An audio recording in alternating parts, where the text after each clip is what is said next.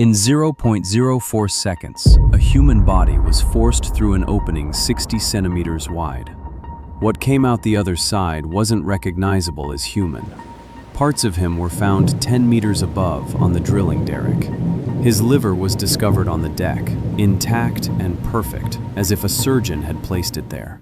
But the only force at work was 25 tons of pressure and explosive decompression. And when 9 atmospheres tries to become 1 atmosphere in 0.04 seconds, the human body is just an obstacle in the way. November 5th, 1983, 3 a.m., the North Sea. 4 men are about to die in the most horrific way ever documented in industrial history. One will survive with injuries that should have killed him. And the worst part? 1 year earlier, the Norwegian government had mandated safety equipment specifically designed to prevent this exact disaster. But they granted one rig an exemption. That rig was the Byford Dolphin. The dive. Truls Hellevik, 34, and Bjorn Bergersen, 29, had just spent hours inspecting a valve 295 feet below the surface. It was supposed to be a 1-hour dive. It overran by several hours. At 3 a.m., exhausted and soaking wet, they were finally heading back to the pressurized chambers where they'd been living for days. They were saturation divers, men who lived at 9 atmospheres of pressure for 28 days straight, working 18-hour shifts on 3 hours of sleep, earning $1,000 a day. The Byford Dolphin kept them in chambers the size of a closet, breathing helium oxygen that made their voices sound like cartoons. Their blood was completely saturated with dissolved gases, nitrogen that would kill them instantly if pressure dropped too fast. Here's how it worked. The diving bell brought them up from the ocean floor and clamped onto a trunk connecting to the living chambers. They'd crawl through, still at full pressure. Once both doors were sealed, the trunk could be slowly depressurized and the clamp removed. Inside the chambers, Roy Lucas, 38, and Edwin Coward, 35, were resting after days of overtime. Outside, 2 dive tenders, William Crammond and Martin Saunders, were managing the procedure they'd done hundreds of times. The bell clamped on. Bergersen and Hellevik crawled into Chamber 1, dripping wet, removing their gear. The bell door closed. Hellevik moved to close the chamber door, but the tenders couldn't see the doors. They relied on a speaker mounted outside in pouring rain, howling wind, and the deafening noise of the rig. One of them thought he heard confirmation. Both doors closed. He was wrong. William Crammond released the clamp. The chamber door wasn't sealed. The explosion. The 4-ton diving bell was hurled across the deck like a toy. It struck Crammond, killing him instantly. It crushed Martin Saunders, breaking his neck, shattering 3 vertebrae, collapsing both lungs, and pinned him partially underneath 4 tons of steel. Inside the chamber, the pressure drop was so catastrophic that the door partially jammed, creating a crescent-shaped opening. Roy Lucas, Edwin Coward, and Bjorn Bergersen experienced something that shouldn't be possible. When 9 atmospheres became 1 atmosphere in 0.04 seconds, the nitrogen dissolved in their bloodstream didn't just expand, it detonated. Every blood vessel became a minefield. Their cells ruptured at a molecular level. The blood boiled so fast it denatured the proteins keeping fat dissolved in the bloodstream. Fat cells liquefied, then solidified, blocking arteries and hearts. Their lungs, full of pressurized air, detonated inside their chests. When forensic pathologists examined them 3 days later, they found large amounts of fat in the heart chambers and major vessels mixed with gas bubbles. The report describes it as looking like sizzling butter on a frying pan. There was almost no blood in their bodies despite catastrophic injuries. The blood had boiled, the fat had solidified, their circulatory systems had turned to grease. One had a massive blister on his eyeball. Another's lungs weighed 1,600 grams, nearly 4 times normal. Their brains showed cystic tears where air bubbles had formed so fast the tissue simply ripped apart.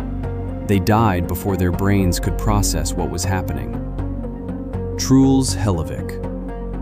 Hellevik was standing at the jammed chamber door when 25 tons of force tried to equalize through that opening. His torso was gone, not torn apart, expelled. His internal organs were launched out of his body with such force they landed 10 meters away on the derrick. His heart, his lungs, his liver, which they found intact, looking as if it had been surgically removed and then thrown. Inside the diving bell, investigators found his spinal column, part of his windpipe, some of his small intestine. That's all.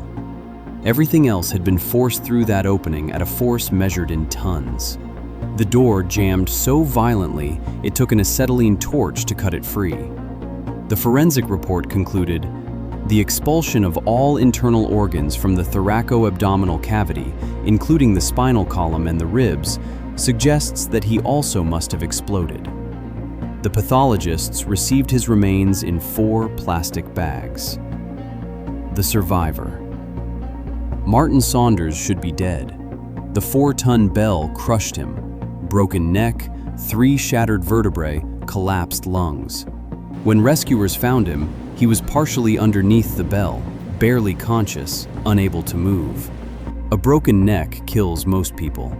Add a crushed spine and collapsed lungs, and survival becomes almost impossible. But Saunders held on. The rescue team carefully lifted the bell off him. Any wrong move could have severed his spinal cord completely. They stabilized him. Against every odd, he survived. He spent months recovering.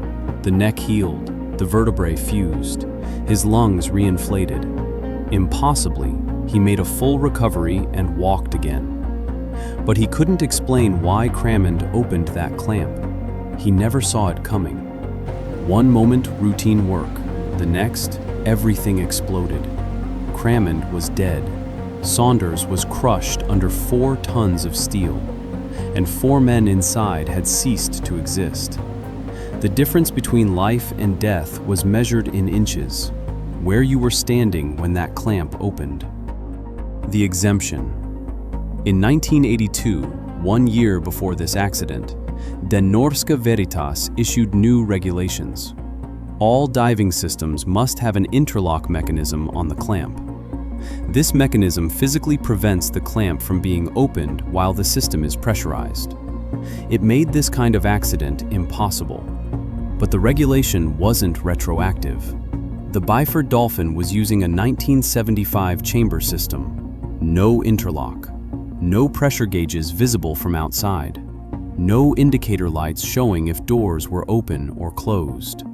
The tenders operated blind, relying on sound through a speaker in a rainstorm on a deafening rig. The Norwegian Petroleum Directorate knew the equipment was outdated. They granted an exemption. 5 men died because of that exemption. After the accident, regulations changed immediately. Interlock mechanisms became mandatory. No more exemptions. But it took 4 men exploding and 1 crushed under a 4-ton bell to force the change. In 2009, 26 years later, the Norwegian government admitted responsibility and paid settlements to the victims' families, including Saunders. The Byford Dolphin kept operating for 33 more years. It wasn't decommissioned until 2016. The legacy. There are photographs, forensic images, medical documentation in journals showing exactly what explosive decompression does to human tissue. Organs scattered across a deck, a spinal column separated from its body, a liver that looked surgically harvested, fat precipitated from boiling blood, brains with cystic tears, lungs swollen to 4 times normal size. The images confirm what the physics predicts, and their why saturation diving safety was completely overhauled. This happened because someone opened a clamp 3 seconds too early after working a 12-hour shift in a rainstorm at 3 a.m. on a rig that had been granted an exemption from safety regulations that would have prevented everything. In less time than it takes to blink, 5 men were gone. 4 died so fast they never knew. 1 was turned inside out by physics. 1 survived, crushed under 4 tons of steel. The ocean doesn't negotiate. Pressure doesn't warn. It just equalizes. And if you're in the way, you don't die. You explode. I gotta get up on my feet. I rise by the blood.